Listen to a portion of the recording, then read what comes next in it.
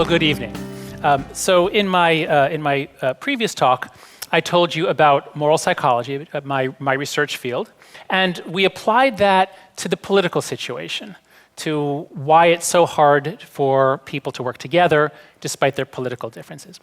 This time we're going to take the same perspective, but we're going to look at economic issues. We're going to look at why it's so hard to think about capitalism, business, and economic questions.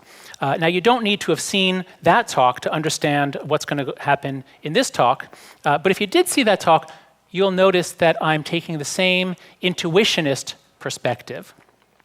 That means I'm looking at the gut feelings, the emotions that people have, and how those drive our reasoning. I'll focus again on why the left and the right build different moral worlds and end up just completely disagreeing, even on matters of fact.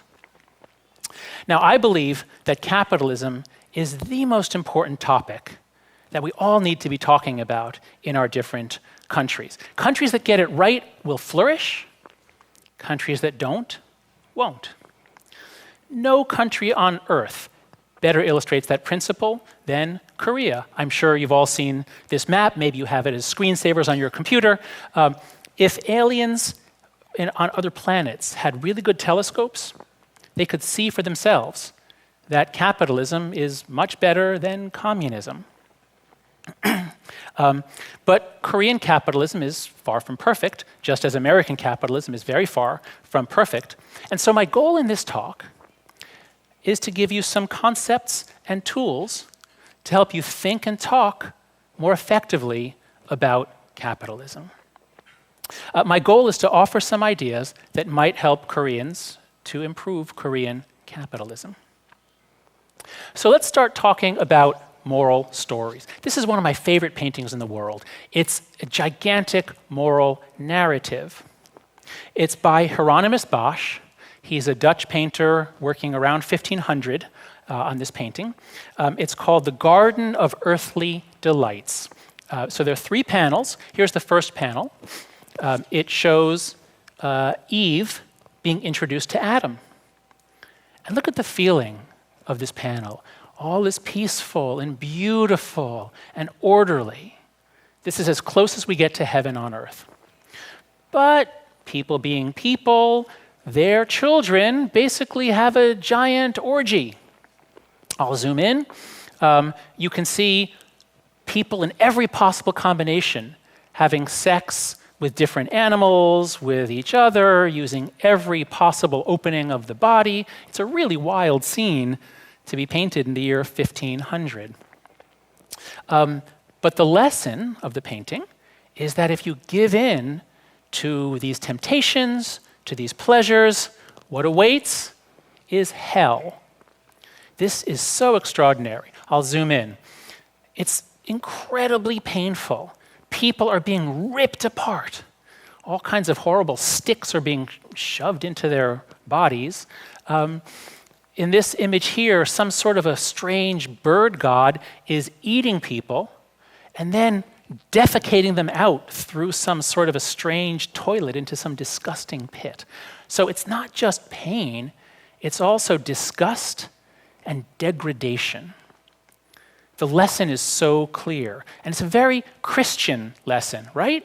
This is a very Christian story about Christian issues of sin and temptation and punishment. So I was very surprised when I saw a very similar image in the basement of this wonderful museum in Shanghai called the Propaganda Poster Arts Center. It's a great little museum. This it houses all these Chinese propaganda posters from the 1940s through the 1980s, and this one really caught my eye. So it shows a capitalist, and it says capitalist there, I'm told, on his vest. And if you look closely, you can see that even his cigar smoke makes dollar signs. So the capitalist controls the politicians. That's President Truman holding the bomb. So the lesson about the evils of capitalism is clear. The capitalist takes control of everything. But it's the bottom that really made me take notice. Look at this. This is like something out of Bosch. It's all violence and sexual degradation. We see racism, random shootings by the Ku Klux Klan. We see pornography being filmed and then a young boy enjoying pornography. So the lesson is clear. Capitalism is hell. Capitalism leads to the degradation of the human spirit. All right, well, it's not surprising to find that sentiment expressed during the Cultural Revolution. Actually, this is the 1950s.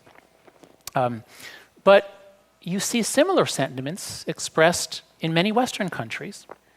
Just before Occupy Wall Street, there was an essay written comparing capitalism, or Goldman Sachs, the investment bank, to a great vampire squid wrapped around the face of humanity, relentlessly jamming its blood funnel into anything that smells like money. So this became an image for Occupy Wall Street, but you find the same idea in anti-capitalist protests all around the world.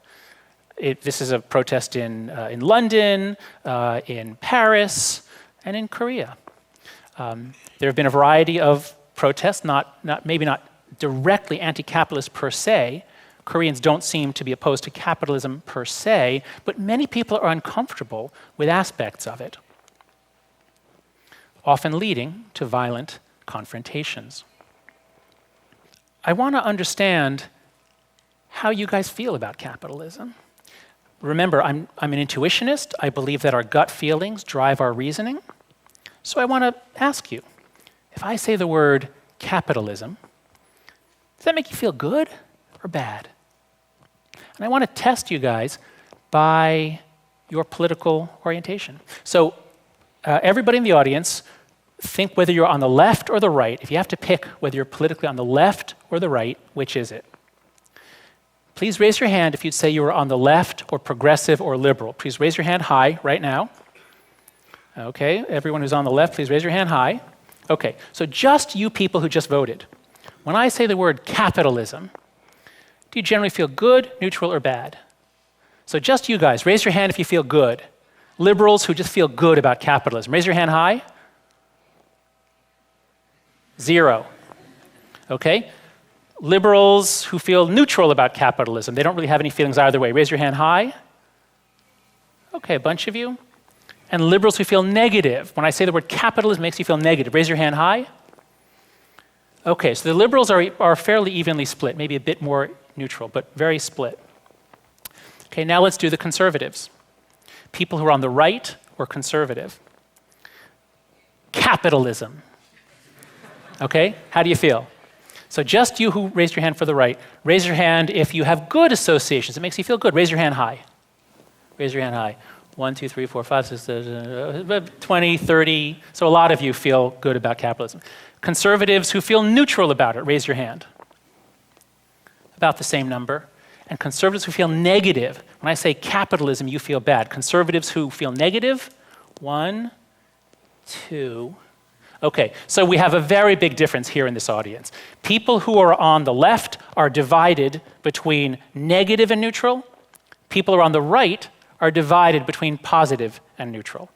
So you have exactly the same split that we have in the United States. Now, what is capitalism? We use the word a lot. What does it mean? A very simple definition comes from the Oxford English Dictionary, an economic and political system in which a country's trade and industry are controlled by private owners for profit rather than by the state. It's often called the free market system, and we mean more than just business or commerce. We mean strong property rights. We mean corporate law. You've got to promote corporations. And we mean high levels of economic freedom. So that's a dictionary definition. My own working definition comes from this, just a comment that a libertarian philosopher made. He came to my university, to New York University, and he gave a talk. And just a line, he doesn't even remember saying it, but he said, I can show this. He said, at its best, a free market society is a game that you can only win by making other people better off. Okay, do you have the game of Monopoly here in Korea? You have it in Korea, right? How do you win at Monopoly? By bankrupting everyone else. You make your move so that you destroy everybody else, right? Well, think about what a free market society really is. How do you win? Ideally, or if things were set up well, the only way you can get rich is by offering a good or a service that other people want to buy. Now, we don't actually live in that world. There are many ways to get rich without helping other people. But this, I think, is a great target. This is a place that we can aim for. So hold that in mind. So whatever you think about capitalism, I think you must agree that it is the most transformative force in human history since the taming of fire. Here's the way to see that. This graph shows GDP per capita in constant $1990 from the year 1 on the left all the way to 1950. And it shows it for different regions of the world. So the blue line is Western Europe. This is this really amazing data set from a man, Angus Madison, who organized this data by continent. And what you see here is that from the year 0 through about 1500, everybody on Earth was living on about $1 a day. Everybody was living at near starvation level, except, of course, for the 1/10 of 1%, just for the kings and queens. Everybody else was poor. And then around 1500, the Europeans figure out not just how to make really good boats, but they figure out corporate law. They figure out how to create corporations that can pool money and send these boats to the east, to the Orient, to get spices and other goods. And then they bring them back to Europe, where they're much more valuable. So they haven't made anything. Nothing has been created. This is mercantile capitalism. It's a way of supporting merchants who move things. But the net effect is that Western Europe jumps up, and Western Europe is now much richer than every place else. At 1500, China was much more powerful than Europe. But once Europe begins to take off, the West dominates for the next 500 years. So Western Europe gets richer and richer and richer. It's only at 1800 when you get industrial capitalism, when the British and a few other countries, when they figured out how to make steam engines and factories, now they're making things. And then wealth really takes off. This is the United States. The United States creates the first mass prosperity society in human history. From 1800 to 1950, the United States jumps out far, far ahead of any other country in human history in creating prosperity. Of course, we know that Asia is rising after this. So let's look at the data for Asia. This graph shows GDP per capita for the United States in green, then Germany, Japan, Korea in orange, and down at the bottom, China and India. They're going up, but it's nothing compared to what Korea did.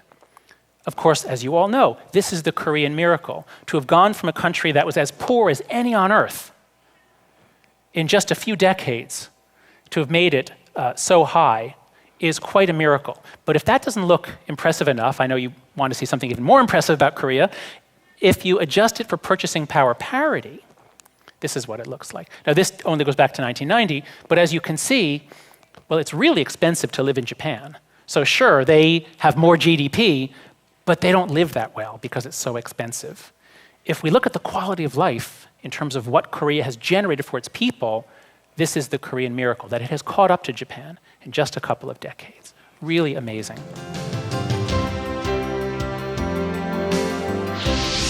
This is why it's so hard to solve poverty, because we bring in our favorite theories to explain what causes it and how to address it.